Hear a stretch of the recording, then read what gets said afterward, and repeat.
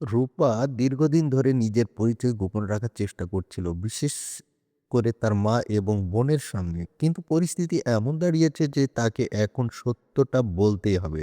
রূপা ভাবছে যদি তার মা এবং বোন জানে যে সে আসলে রূপা, তাহলে তারা নিশ্চয়ই খুশি হবে।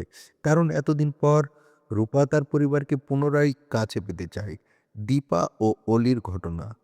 দীপা এবং অলির মধ্যে একটি গুরুত্বপূর্ণ ঘটনা ঘটে। দীপা অলির জন্য বিপদ সংকেত পায় এবং সে তার বন্ধু সূর্যকে ফোন করে জানায় যে অলি বিপদে পড়েছে। দীপা তার সাহায্য ছাড়া অলি হয়তো আরো বড় বিপদে পড়ত।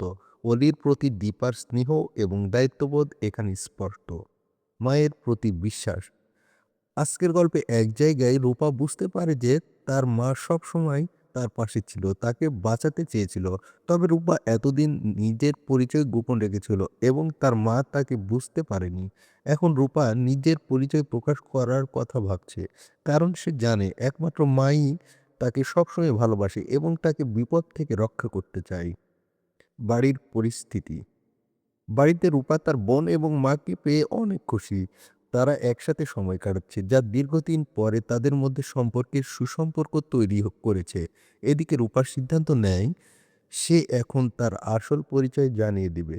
রূপা জানে যে তার বোন, সোনা, বাবা বিয়েটা খুব উত্তেজিত। কিন্তু সে যদি জানতে পারে যে রূপা আসলে তার বোন, তাহলে সোনার পরিকল্পনা ভেস্তে যাবে। রূপা চায় তার পরিচয় প্রকাশ করার মাধ্যমে সে বাবার বিয়ে আটকাতে পারবে। রূপার সংকল্প। রূপা এবার আর ভয় পাচ্ছে না। সে সিদ্ধান্ত নিয়েছে সে তার মা এবং বোনের সামনে সত্যি কথা বলবে। যদিও এতে কিছু সমস্যা তৈরি হতে পারে। তার কাছে মনে হচ্ছে এখন তার পরিচয় জানানোর সময়ের ব্যাপার।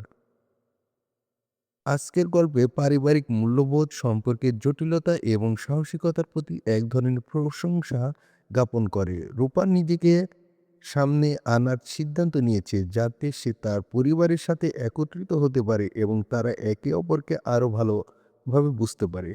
তো বন্ধুরা, রিভিউটি কেমন লাগলো অবশ্যই কমেন্টে জানিয়ে দাও।